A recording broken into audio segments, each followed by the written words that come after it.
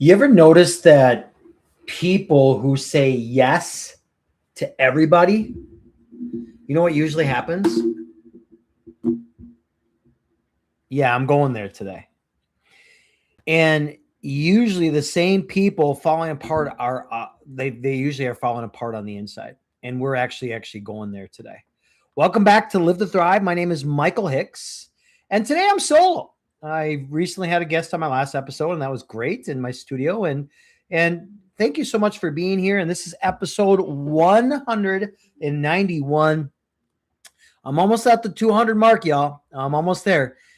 These episodes, again, just a reminder for all of you, they're going to go deep. And if there's one thread that actually runs through every single client of mine that I've actually worked with and coached, and every transformation, and it's part of that today. And let's get into it. So nothing changes until you protect your time, your energy, and most importantly, your quote unquote no. Today, we're going to talk about boundaries. And I'm not going to talk about the soft Instagram quotes or versions of boundaries that you see on social media. I'm talking about the real version. But before I get into that, let me get a drink of my protein shake here. Banana, peanut butter, chocolate, chip, protein whey, ice. Anyway, I digress. So again, the real version of boundaries, and the version that costs you something to set, and it pays you back almost tenfold once you do. And this framework, which I'm about to give you, is absolutely for free. So if you're really taking notes, today's a really good day to do that. And if you're really struggling with boundaries, today's going to be a great episode for you. So by the end of the episode, you're going to understand exactly why your exhaustion, why your weight struggles, and why your anxiety, and even your stalled goals, and your shot mood, I almost want to call it your short mood, maybe. A lot of that traces back to one root issue. That's where you got to draw the line to. It's almost like drawing the line in the sand.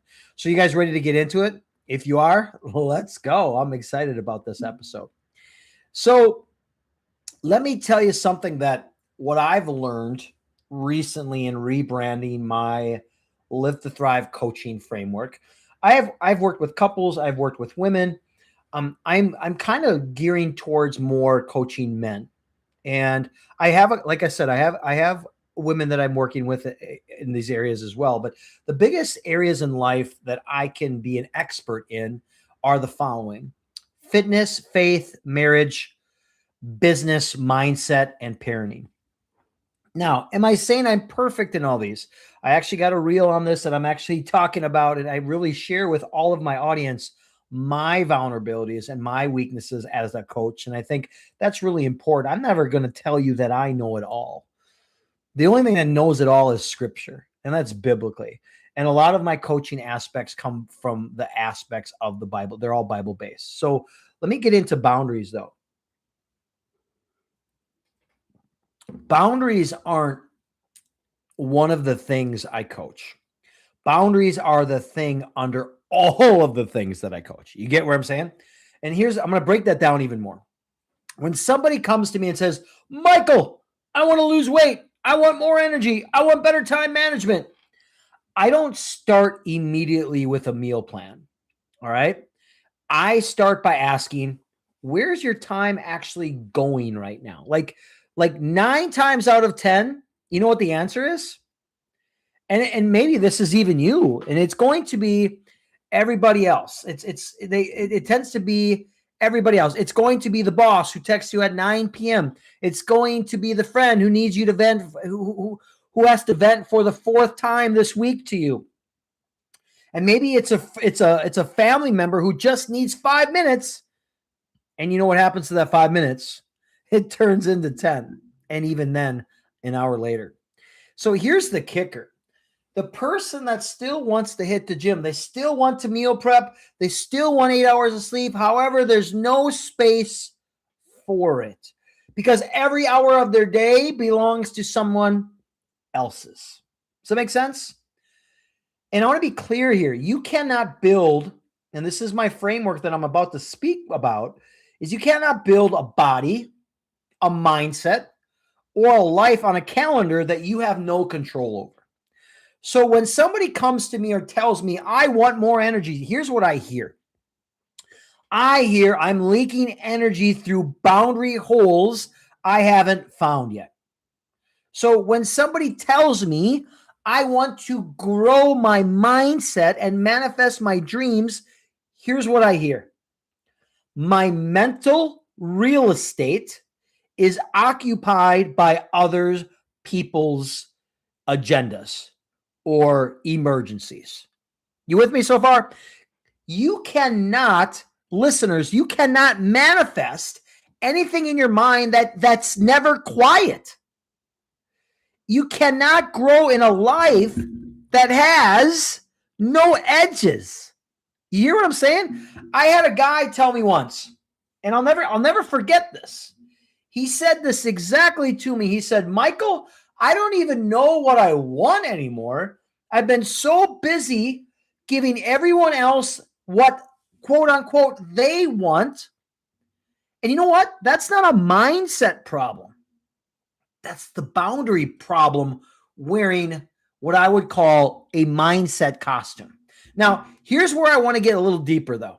And I want you to really sit with this for a second. Really sit with this one, because this one kind of resonates. It's going to resonate with a lot of you. A lot of my clients come to me wanting to be a better husband. That's why I'm morphing into more of this. Excuse me. They want to be maybe a better father, a better leader. Insert whatever that means. All right.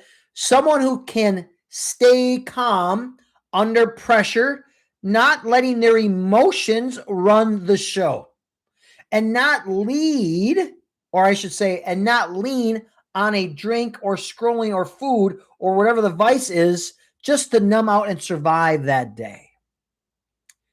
You know, I recently encountered an individual, and for naming rights and everything like that, but just came at me on a way that was so demonstrative, so negative, so out of the realm. And immediately it stopped me in my tracks. And I was like, whoa, first of all, I didn't say that, but I'm thinking, whoa, what's going on? My first response is, and it should be always when this happens to anyone out there, this can be for anyone, but are you okay? No one, and I mean no one, no matter the circumstance, no matter the pressure they're under, they should ever talk to you in a tone, because if they talk to you in a tone that's degrading, demonstrative, ugly, I guess is a better word, it's a tall telling sign, y'all, of what they are internally traumatized and struggling with. All right. Let me get back to where I want to go with this. And here's what I found. Men who set boundaries with the outside world, are you ready for this? They're drowning on the inside. And the vice is the release valve. You got me on that? You hold it together all day, right? You say yes to the boss. Let me get a drink here quick. You say yes to the in-laws. You say yes to the friend. You say yes to the brother. You say yes to the coworker. And then you give another favor with no obligation. And then by 8 p.m., you're not a leader anymore. I think the best way I can explain it is you're a pressure cooker with no off switch. You've reached something to a boiling point, and you drink, and you then drink. You then you use the remote. You doom scroll and anything else that just you let in for whatever sake, because you've never let any of it out in the right way all day long, right? So you're numbing yourself, and that's not a weakness. This is math, y'all. This is literally math, even though I struggled with math, but now I realize that this is really math, because you cannot pour out all day with no boundary on the impact and expect to have something left for the important people in your life that matter the most at nighttime. See where I'm going there?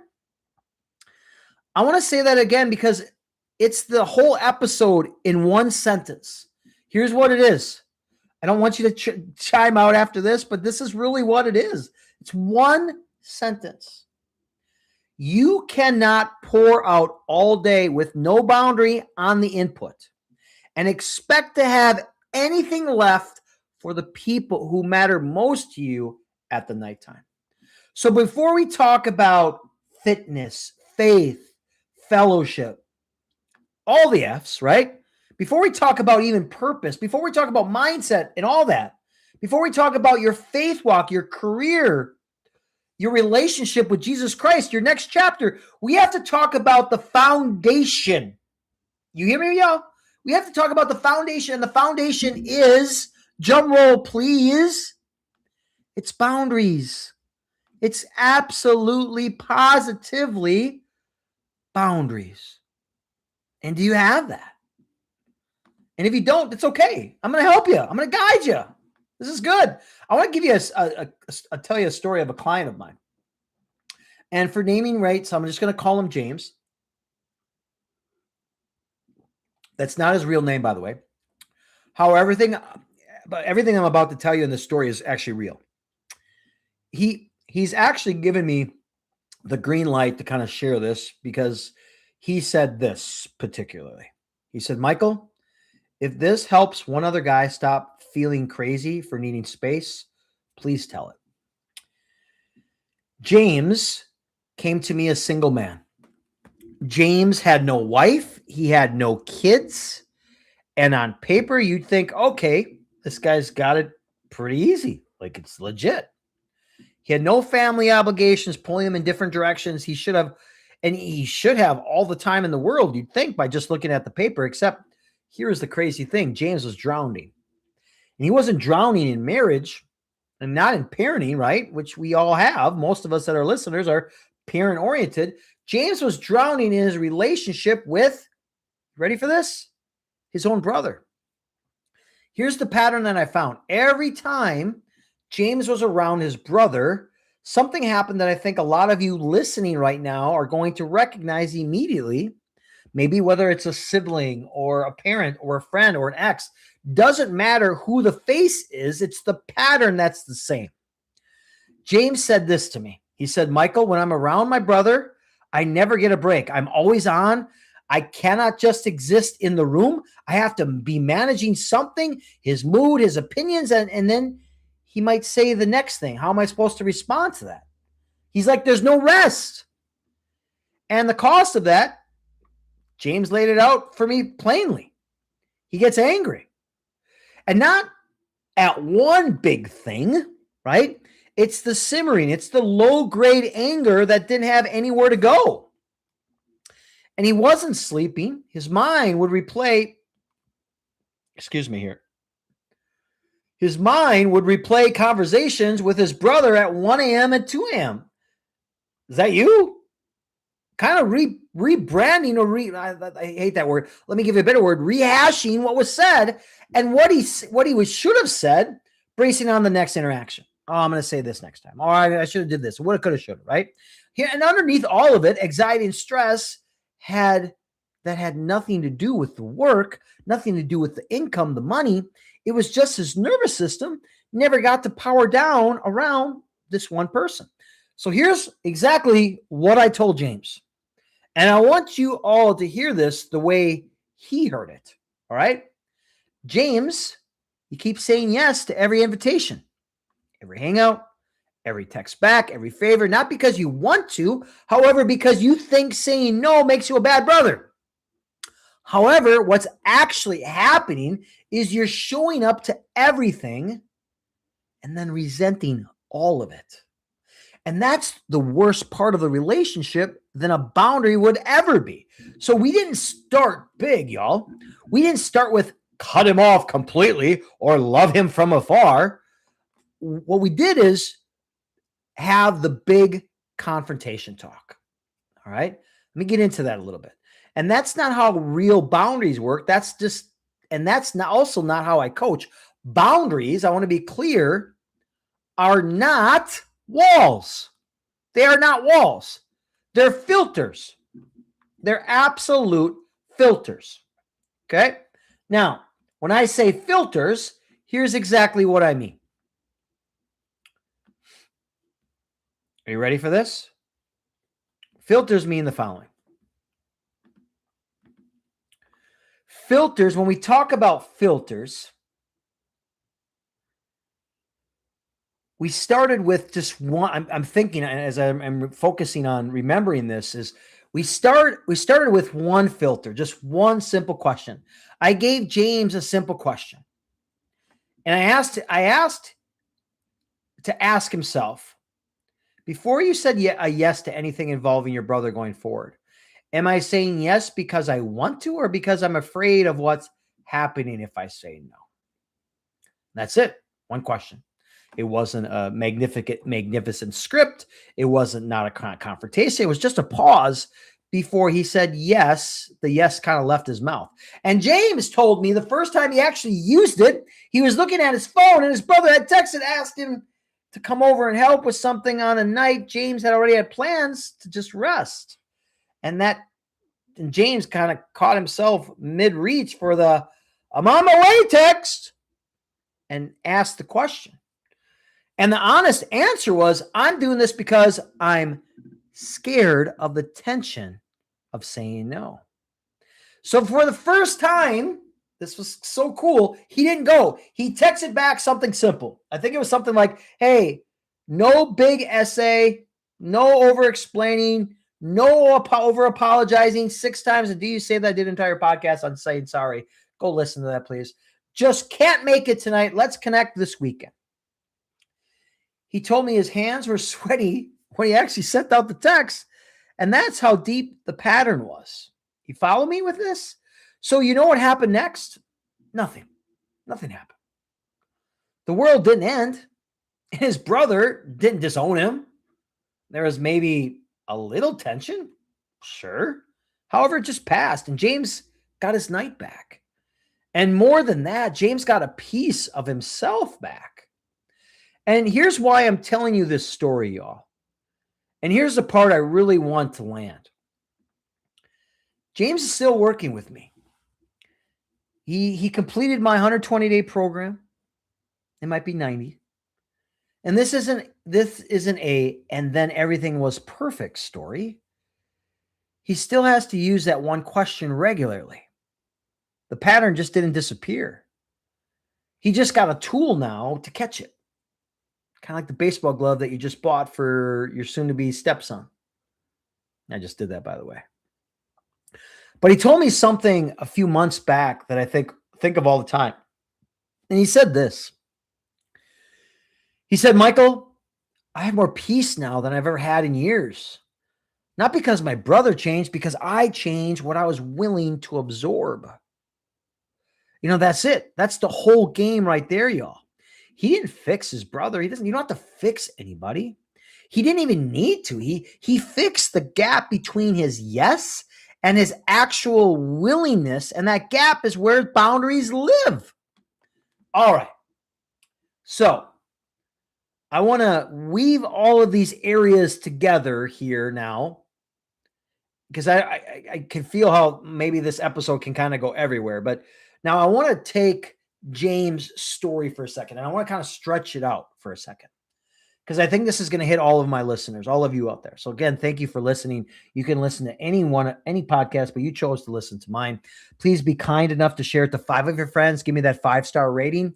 I would truly appreciate that and completely. And if you want to get more information on my coaching, I'll just give you my email directly at this time. It's Michael@Live to Thrive. That's LIV, the number 2 and thrive.com.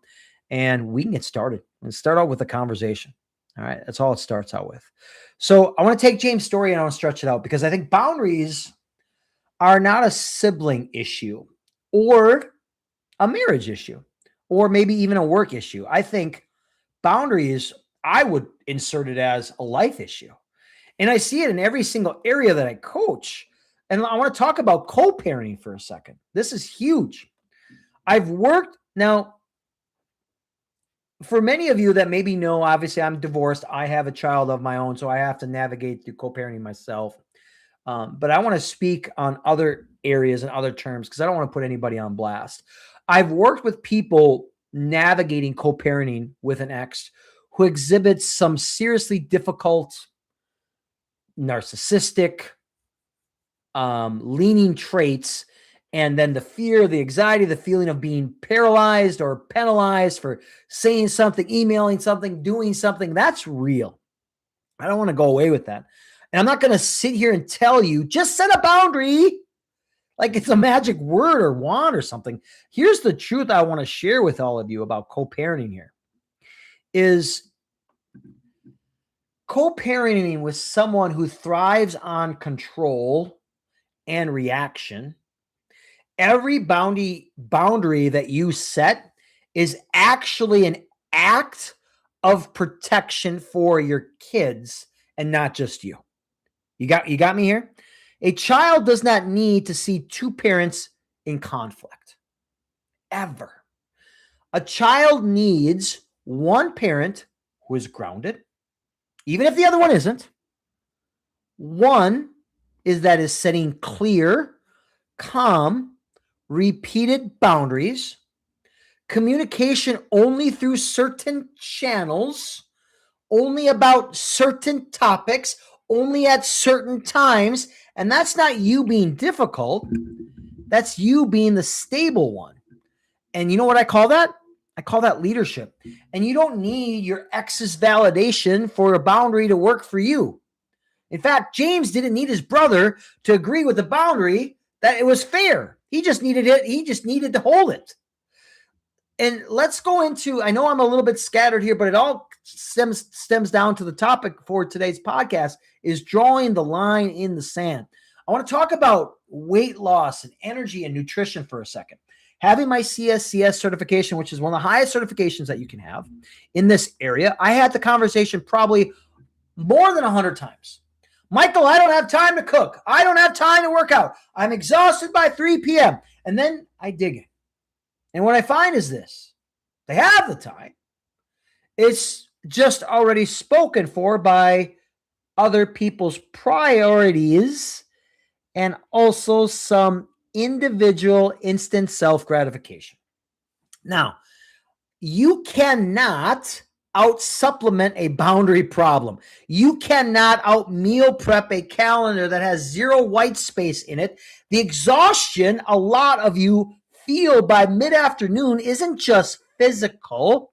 It's the cost, again, of saying yes all day to things that drain you with no boundary, no protection, no output for your energy. And let's get into the mindset piece and the manifestation piece. This is huge.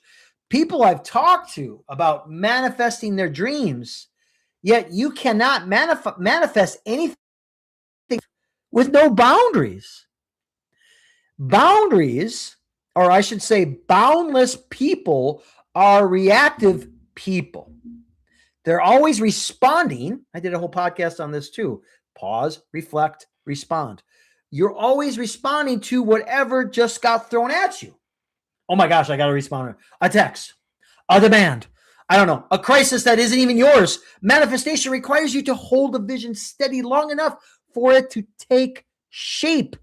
You cannot hold anything steady if your day is being hijacked every 20 minutes. And let's get into the vices. You ready? I'm going to go there. Yeah, I'm going there.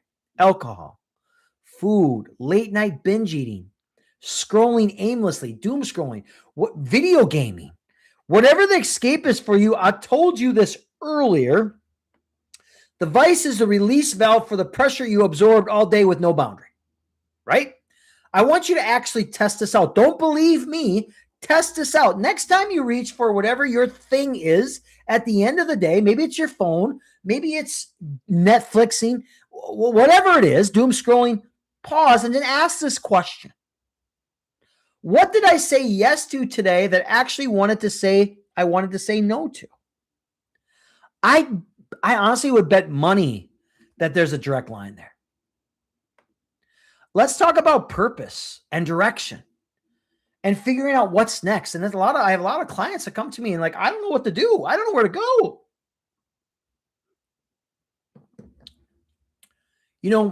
This is why so many people feel stuck. And they feel the lull moment, right? They see all these gratifying, cool things on social media. Let me just be clear. Social media isn't always true. That's why I do my very best to share vulnerability moments to all of my audiences out there, because I want you to know I'm a real person and I failed just like you many, many times, and probably more so. And that's why I feel like I have the ability to coach other people so that your mistakes don't end up being my mistakes that I've learned the hard way through.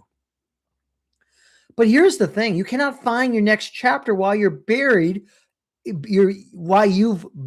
anything everyone else's emergency. You can't take on other people's emergencies.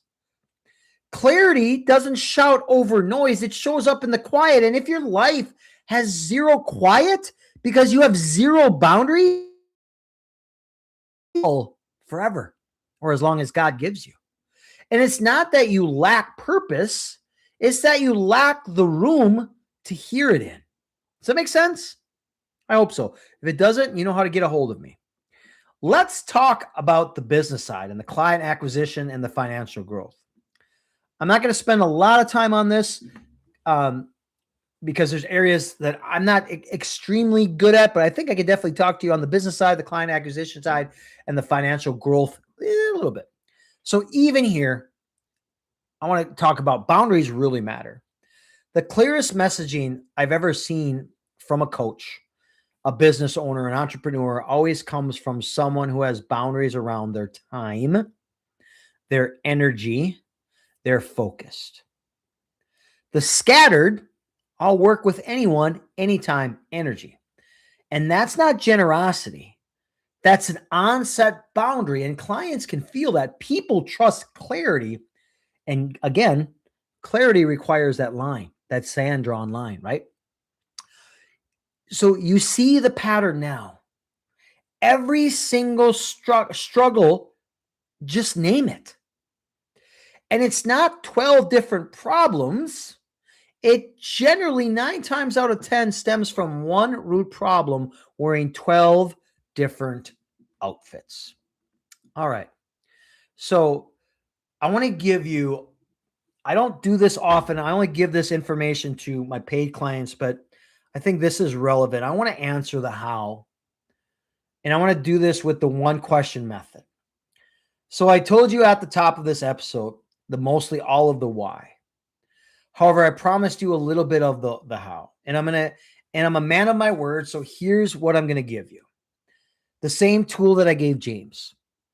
I want you to take this and I want you to use it starting today. And if it works, do it for 7 days. And then email me and tell me how it works at Michael@live, L-I-V, the number 2, and then thrive. Because I want to know. It's one question. I want you to ask it before you say yes to anything that's costing you your time, your energy, your peace, and your place. Right? I know we have to exchange our lives for time, for money. That sucks. Full transparency, that sucks. I get it. But that's, and I'm always saying yes because I want to, or are you doing it because I'm afraid of what happens if you say no? That's the whole tool. It's not complicated by any means. And it's not a 12-step process that you maybe saw on Instagram. It's just the pause button. And here's why this works. One, because I've used it so many times for so many different clients, and I've used it and done it myself because I had a life coach and a therapist too. And this is why it works. And why it works is I want to break it down the mechanics really quick for you. I think understanding why something works is what makes you actually use it. Are you ready? 3 reasons why it works. Here it is. And this is psychologically based. This is factually based. You can test this however you want to. But the first one is it interrupts that automatic response system that you have. Most of you say yes before your brain even finishes processing the request. I actually just asked a great friend of mine I've known for over 30 years. And I love this. He didn't say yes. He paused. And the question was this: hey, I'm coming up to 200th episode. I want you on my podcast. He's a quiet guy, very successful guy. I played I played basketball with him after our college years. Got to know him now. So he's like one of my best friends.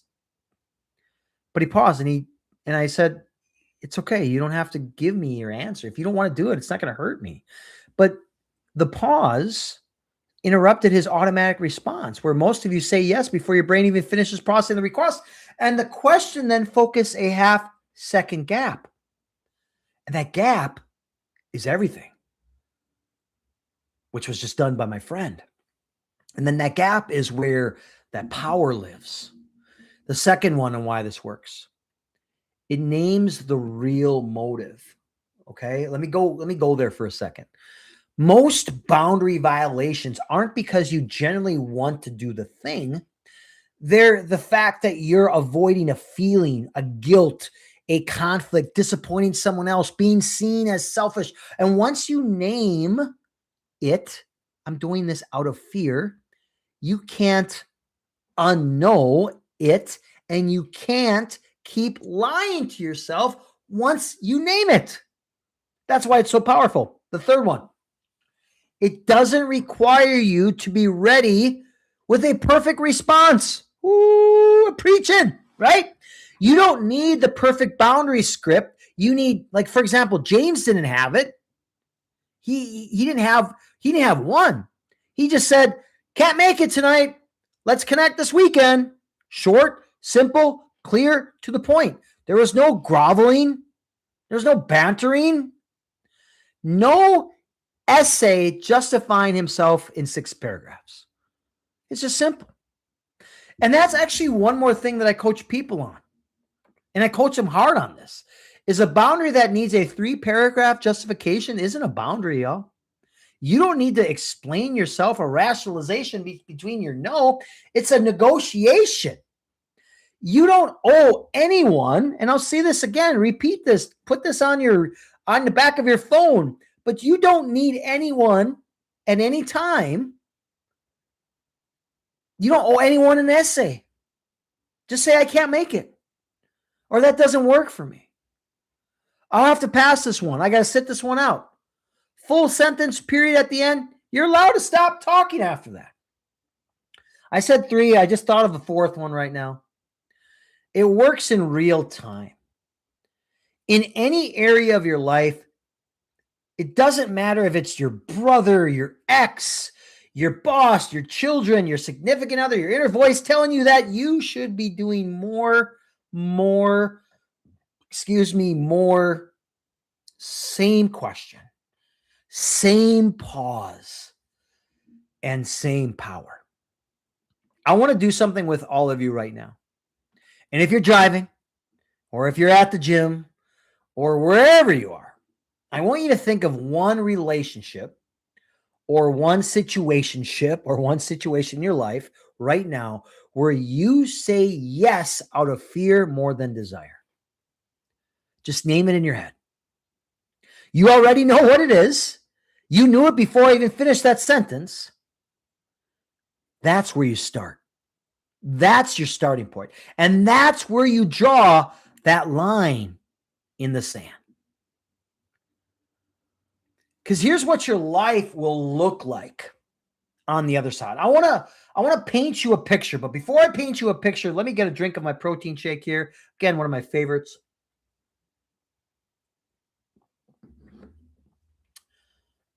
Here's the picture I want to paint.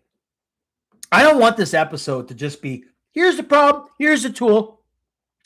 I want you to see what's actually on the other side of this.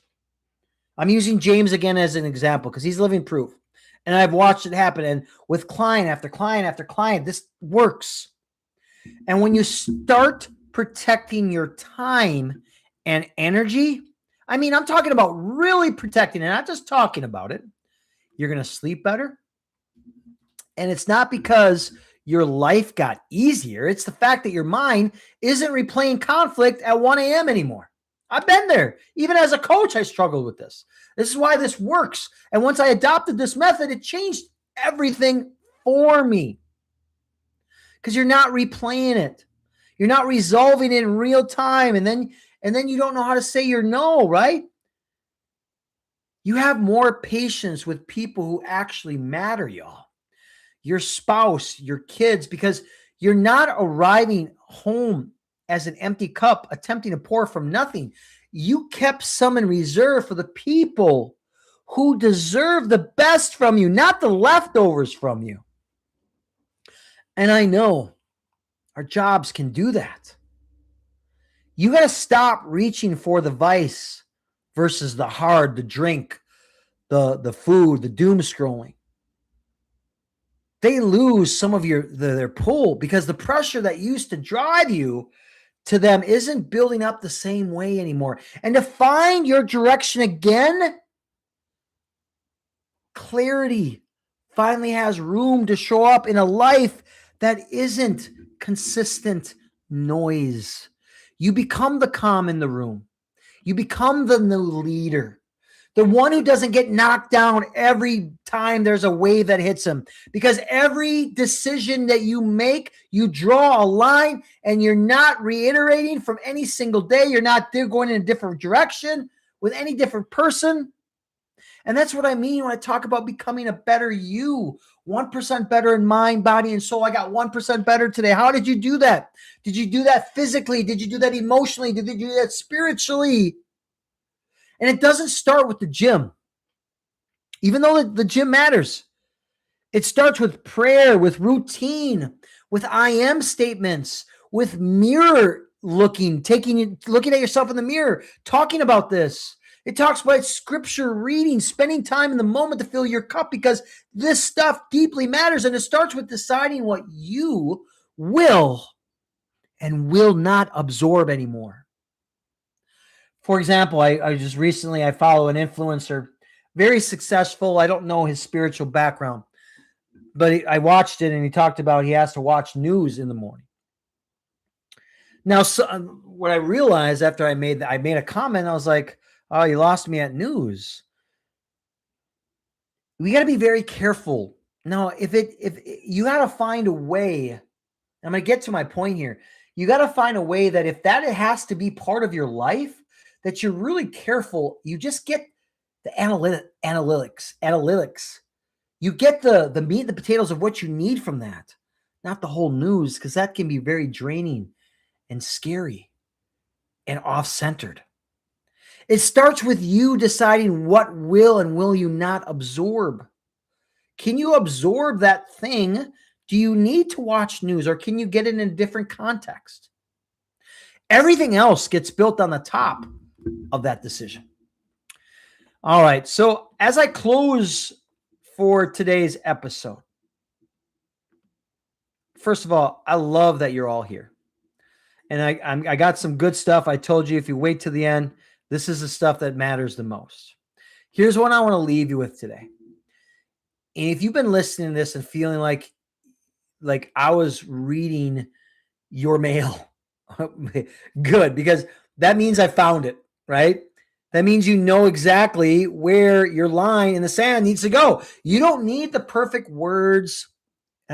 Gosh, I needed to say that out loud because that was for me as well. You don't need everyone to understand or agree with your boundary for it to be valid. James didn't even get a parade for his text message that night. He just got his peace back, and one decision at a time. And it's still building on it today. And because of that, it isn't a one-time fix. It's got to be a practice. It's got to be a muscle. So this week, I want you to use the question. Just once is enough to start. Am I saying yes because I want to? Or because I'm afraid of what happens if I say no? And let it interrupt you. Let it slow you down. And then let your next no be short, clear, and free of explanation. That's it. That's the whole exercise for the week. Now, I'll say this, because I'd be doing you a disservice if I didn't say it. This is exactly the kind of work that I do with my one-on-one VIP clients. Whether it's boundaries, fitness, mindset, faith, your next chapter in life, or all of it tangled together. because it usually is all tangled together. This is the work that I do. And if something in this episode today truly landed for you and you never had a coach or a mentor walk you through this, especially walk with you through this before, I'm here and you know where to find me. This episode is 191, and this is the land in the sand. The line you draw in the sand. I'm Michael Hicks with the Live to Thrive podcast. And as always, make sure you do this 1% better in mind, body, and soul. And always stay flexed.